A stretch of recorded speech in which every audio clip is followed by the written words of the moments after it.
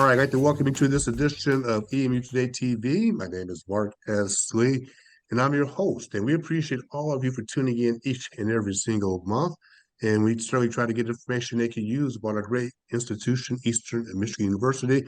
And this month is no exception. And I'd like to welcome to EMU Today TV, Chief Lige. And Chief, thank you very much for joining me as part of the conversation today. Thank you. How you doing? I'm doing well, Mark. Thanks for having me. I appreciate this time.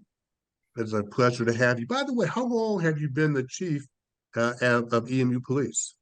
I have been here just over 2 years. Okay, just over 2 years. And what we want to do is to take some time. Obviously, we're well into the semester, well into the academic year, and get a chance to talk about a new program, a new project, a major project. It's focused on gun detections, a gun detection project, and I believe it's called Zero Eyes. Is that correct? Yeah, it certainly is. Yep. Give us a little bit of background about the program. Exactly what is it? Why is it unique to Eastern Michigan? Yeah. So, you know, when you consider the active shooter incidents that have happened on college campuses, on K through 12 institutions, in our religious community, in restaurants, bars, and taverns, one of the things that is very important to me as a chief of police is to constantly be evaluating and reevaluating the security platforms that we have here. And when you consider the tragedy at Michigan State and the proximity to EMU, it immediately began to cause me to again look at what we have and what we don't have, and what do we need to make this campus safer for students, staff, and visitors. And during the aftermath of Michigan State, Zero Eyes became an option. And it became an option because we already have a digital camera platform on campus. We have over 1,000 cameras. A little more than half are on a digital platform.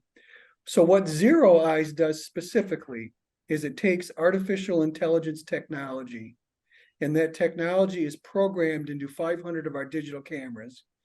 And that programming is designed specifically to recognize a displayed firearm on campus. What that will do is that will enable DPS to get an image of the individual who's displayed a firearm, an accurate clothing description of that individual, an accurate location of where that individual is at and where the firearm has been displayed. And that information is immediately transferred to first responders. So our initial response then, in theory, becomes much more efficient because we know exactly who to look for. We know exactly where to look for that person at, and we can deploy our resources effectively to address this displayed firearm. Another benefit of this is that with this immediate notification that a firearm has been displayed, once that display has been verified by human interaction, we can get the same information out in a timely manner to our students, staff, and visitors that are on campus through our RAVE platform. And by doing that, it allows everyone to make an informed decision, whether to run, hide, fight, shelter in place, whatever the circumstance might be. We're getting that information out very efficiently. We're getting that information out quickly, and we're getting it out in a timely manner in the hopes that, frankly, Mark, that we never have to use this, but if we do, perhaps we can get to a circumstance before a shot has been fired, before anyone has been injured, and the ultimate goal is that perhaps we can de-escalate a situation before we have a tragedy.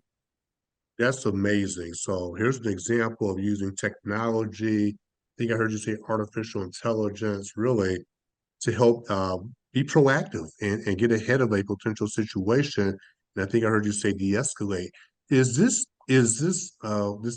project or program Zero Eyes?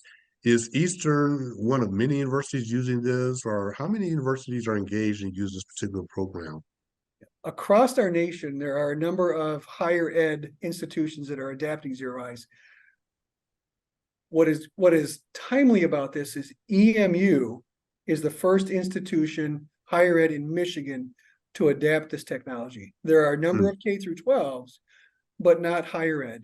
And it is, to your point, Mark, it's to be proactive, it's to be strategic, it's to do everything that can be done under the umbrella of public safety to make this campus as safe as we can for our students, staff, and visitors.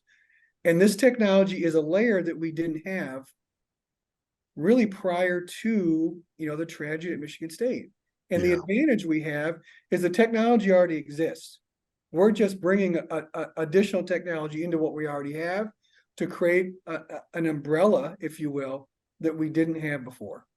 So is the university employing this right now? Has it been employed, or is it in the process of being employed throughout the university community? We are in the installation phase now. And what that means is we've got to take our architectural building design plans and marry the building plans with the existing locations of our cameras, and then tie in the IP addresses with zero eyes to link all the technology. And that is more of a project than what I anticipated.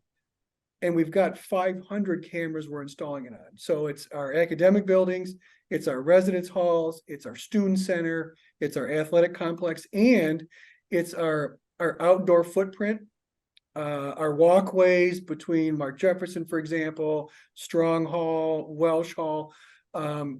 That alley in there has a significant number of cameras, and we've got to adapt all of that to every one of those platforms. So it's taking time. We knew that. I suspect we will be operational by winter semester, with testing and installation taking place within the next couple of weeks, but hopefully fully operational by winter semester. That's amazing. I mean, as you're talking, I'm just mesmerized by this conversation. Again, how technology is being enabled to help us to be proactive. And you mentioned other universities have employed this technology. Has any information, any data been released that talks about the potential impact or the results of this technology when it's been deployed in other institutions across the country? Yep, the Zero Eyes company does provide me opportunities to reach out to other institutions, both in high ed and K-12, to ask the question, is this effective or not? And there have been instances across the country where a firearm has been displayed and no harm has come yet, but a firearm has been displayed. That then triggers that response that we're all looking for. Yes. And there has been some success with that response getting to an incident before it turns into a tragedy. And that is, really the ultimate theme of this is to strategically and proactively prevent a tragedy from happening by employing this technology that we never had before. Yeah. And truly, Mark, I hope we never have to use it. Right, and I hear you. Never have to test it in real time. But I applaud the fact that the college recognized the need. We have the technology in place, and we're bringing this to campus sooner than later. Again, I'm going to reemphasize what I stated earlier. I'm mesmerized by this. Any way that we can continue to make the community safe, obviously we want our students to feel safe, our staff, anybody engaged with the university, just awesome. Before I forget, I was on campus earlier today, and I was walking, and I noticed, and maybe they've always been here, and I'm just so focused on going where I'm going, but I think I was walking towards Pray Hero. Do we have like little green lights? Do I see green lights on campus? What are those? We have the standalone blue light kiosks. Blue light, yes. Which are the emergency phones that we have on campus. And I'm glad you brought that up, Mark, because if you look at a number of our outdoor blue light platforms, if you'll look at the newer designs, you'll see that in addition to the intercom system, the blue light, there's a camera on that pole. Yes. That camera will be equipped with this technology. So here's an example of, we're prioritizing our areas around our academic buildings with our outdoor cameras, our areas around our res halls, our dining commons, the library. And then certainly once we get in the building, the cameras in the buildings will have it, but also our walkways and thoroughfares. That is an important part of how campus motors every day. And those lights that you mentioned will also have that technology attached to it as well. That is incredible. We have probably about 3 minutes remaining or so. And I do want to ask you, as again, we're midway through well, we're coming, gosh, it's hard to believe, almost the end of the fall semester. But and we got the winter semester ahead of us. What other enhancements have been implemented this year, this academic year, that maybe you want to share with the university community at large? Yeah, just very quickly, we have made a concerted effort to train our staff in active shooter response. Again, difficult topic, but an important topic in the world we live today. In alert, lockdown, inform, counter, and evacuate. One of the things that we needed to do a better job at, and that we have made a priority, is installing toggle locks on our classroom doors. We have already installed toggle locks in Prairie Herald. We have installed the locks in Strong and in Sill, and we're evaluating another building right now to install so that academic buildings in the classroom, the professor, the students have the ability to lock the door from the inside and go into lockdown mode if we had to. To your point, it's hard to have this conversation. I wish we didn't have to have this conversation. Quite frankly, it's a sign of the times. And for all of you tuning in, obviously safety is the first priority for everyone. And also, before I forget, Chief, in just the phone number, just emergency numbers, or a number that people can call if they're on campus, what number should they call in order to access, obviously, the university police? Yeah, so that's a great question. It's important to remind everyone, we are a 24-hour day, 7-day-a-week police department. We are always here, and we are always ready to serve and support the EMU community. If you obviously are in a circumstance that you feel is an emergency, hit 911. There'll be an immediate response from the EMU Police Department. If it's not, our lobby's open all the time, but our telephone number is 487-1222, and that is staffed by a very talented group of dispatchers that will always be there to answer any questions or services that you may need. But Chief Matthew Lige, I want to thank you very much for joining us for this important conversation. And for all of you tuning in, please view this part of the video, this conversation, again and again, because it's important that we understand what's happening. Thank you very much for your time. I appreciate it, and keep up the great work as well. Thank you, sir. We appreciate it. Absolutely. And what we're going to do is to take a quick break and take a flyover. We're going to look at the Lakeview and Westview apartments.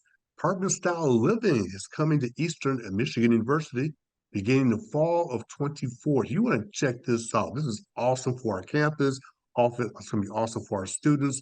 Apartment-style living is coming to our great university. We'll be right back.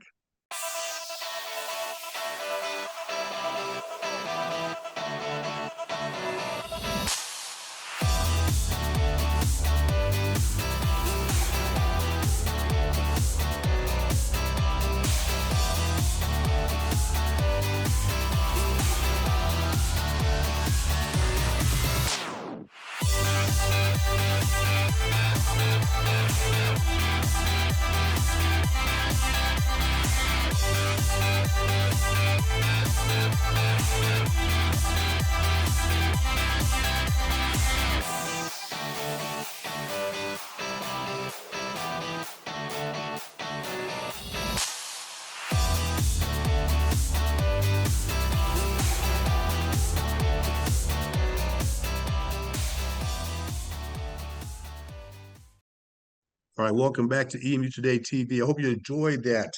Wow, the Lakeview and Westview apartment-style living coming to Eastern Michigan University in the fall of 24. That is hard to believe. So we continue to transform our great university and our great campus.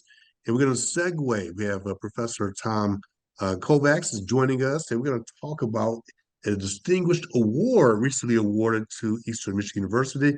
Tom, thank you very much for joining me in EMU Today TV. How are you? I'm doing well, Mark. Thank you for having me and helping me to let the EMU community and those interested in the community know about our sustainability efforts. Well, we can come back to that in 1 second. Briefly, what area are you responsible for? You mentioned it before this interview, but I'll give you a chance to properly articulate your area of responsibility. So I am the chair of the President's Commission on Sustainability. So sustainability is defined as a sort of a three-legged stool of equity, environment, and economics. I often think of it as a three-legged stool because if you are missing one of those legs, you're not truly doing sustainability. So Yeah. that's how we define sustainability. I chair the commission. We have 16 commissioners in the university, and I report directly to the president. Well, and now we got some great news. It's my understanding that Eastern Michigan made the 2024 Princeton Review list of green colleges. That is awesome. Explain to everybody exactly what does that mean and why is that so unique and very special as well. Sure. So as far as I know, we've never been on this list before. This is the first time we've been on this list. It's a fairly selective list. There's about 522 universities on that list in the world. So it's not just national, it's also worldwide. In order to be on this list, you have to have a level of sustainability and you use that, you include sustainability in your mission. And we do, and we are now being recognized as one of those select group of green colleges. Yeah, so we hear that we hear this thing called green, and a lot of things come to mind. The environment, right? Friendliness, I guess. So explain to those tuning in from your perspective, when we say green, what exactly do you want to communicate so that people better understand that concept, the idea of being green? Sure. So green is basically making sure that the resources that we have now can be enjoyed by future generations, and that it can be enjoyed equitably and with with um, good economics that you're able to afford them. You're not going bankrupt. You have to include all of those within sustainability. Yeah. So we talk about sustainability and we talk about the green environment, so to speak. How when did EMU become that much more, I guess, aggressive? Really made it a priority for the university to begin to commit in this space. Is it recent? Has it been fairly recent? Has it been several years ago? Kind of give us the backdrop and the backstory behind that as well. Sure. So about 2012, um, myself and a few professors started the Environmental Science and Society program. I Mhm. chaired that program for about 4 years. It's a fairly popular program with the students. We have over 100 majors in this program. These students are very passionate about the environment. And while I was chairing that environment, I advised a lot of those students, and I understood their feeling for the importance of the environment. They've been trained throughout middle school, high school about the fact that we have this existential threat known as climate change, and they feel that it's very important that we do something about that. And so at that point, we decided that we wanted to have a body that reported very high in the university that can do something about sustainability on EMU's campus. And so the fact that we had all of those students that were interested in doing this, I think helped convince the president's office to create this commission on sustainability. And that happened in 2018. I have chaired it. I chaired it then, and I've chaired it for the most part all the way up to now. And as we think about what EMU is doing, what are some examples or some ideas that the committee has come up with over the years? Again, I've got a very special recognition by the 2024 Princeton Review list of green colleges, of which Eastern Michigan was selected. Only 512 colleges and universities in the world made that list. So I'm just curious in terms of what are some of the things that we as an institution been doing to elevate this thought process in this space? So interestingly enough, we've been doing a lot even before the commission existed. It's just that nobody knew what the wonderful staff of the university has been doing. And so the fact that we have this commission allows all of those people that are doing these wonderful things to be recognized. And Hmm. so from the beginning of the commission, it was very easy for me as chair to basically just talk to the university community, the administrators, the people that lead departments, the faculty, the students, and find out what they're doing and record those things. So, for example, during the commission's existence, we've partnered with Energy Stage to bring solar power to the EMU community. It's a partnership that provides education in solar power. We have the university dining services has started to compost much of the food waste, and there's a lot of food waste on a university campus. So they now compost more than half by weight of that waste. Yeah, it's incredible. We have done a lot for affordability and accessibility for students. We have and equity. We now have a CDO, a Chief Diversity Officer. We now have a Sustainability Commission, and we are hoping to improve the numbers of students that don't normally go to college or don't have success in college to have success and to be able to afford college. And so a lot of that has happened over the past 6 or 7 years, and I believe it continues to happen. That's part of the equity that we talk about in sustainability, that everyone has to be included in this community and this problem, which is sustainability and what we do with our environment. It's not an easy problem. You touched on a point earlier that kind of intrigued me. We have a lot of young people obviously getting involved.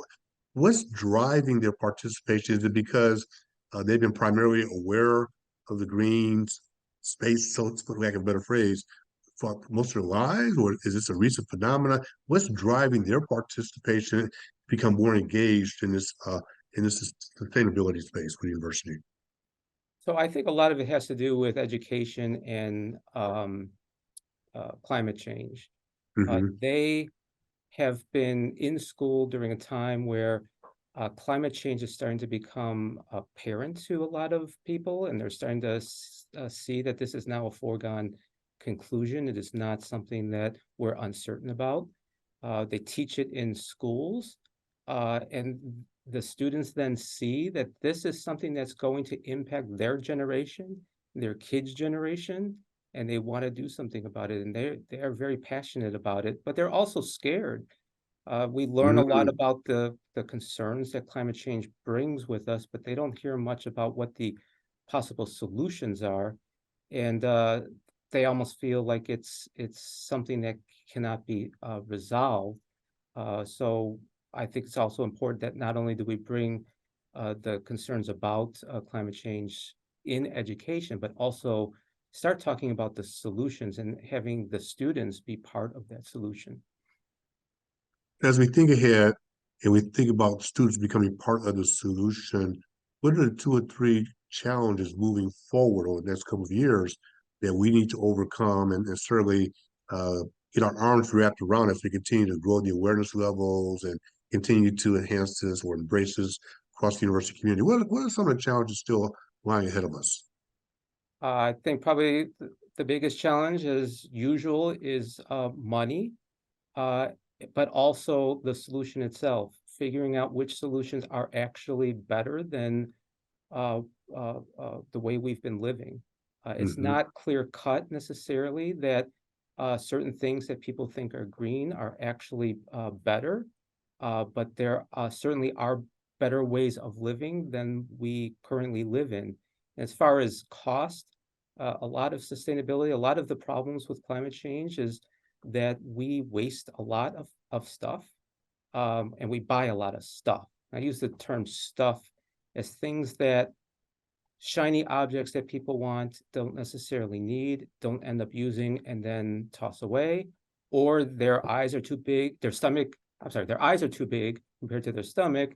They say, I need all this food when I'm going to the cafeteria, but I don't actually eat all that food, and we throw a lot of that food away. So the easiest way is stop wasting so much. Stop wasting.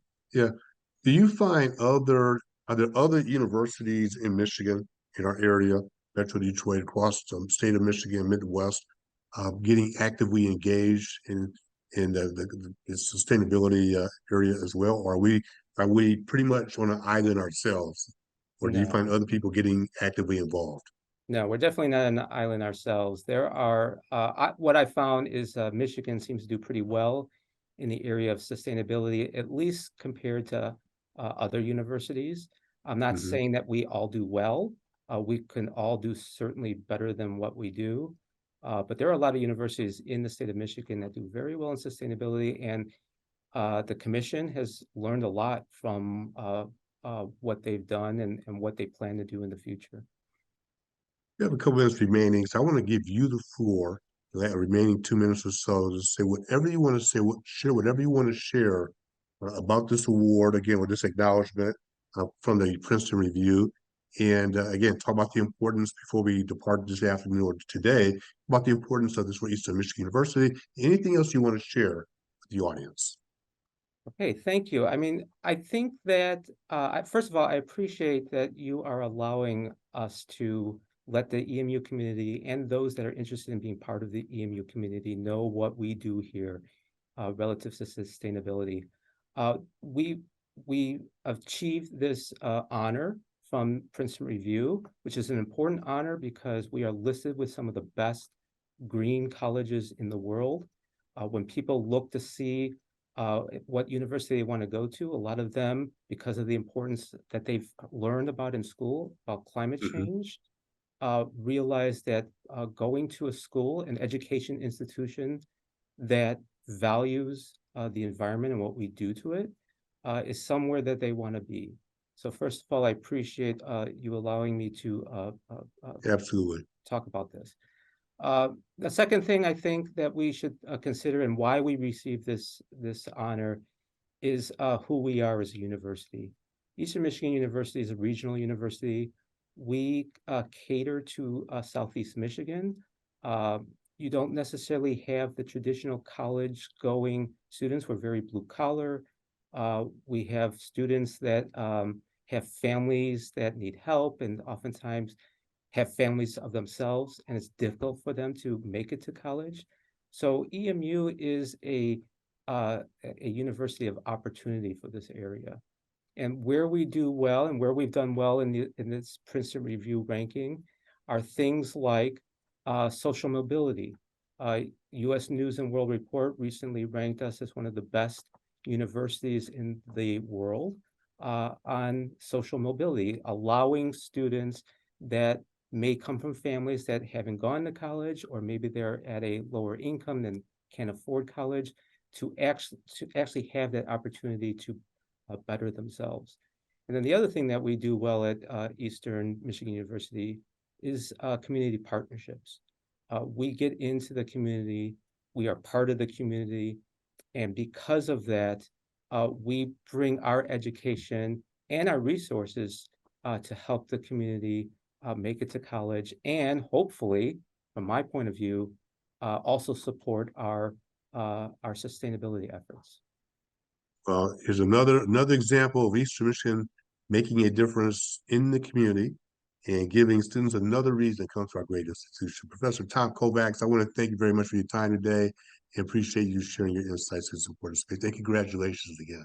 Thank you, Mark. Thank you.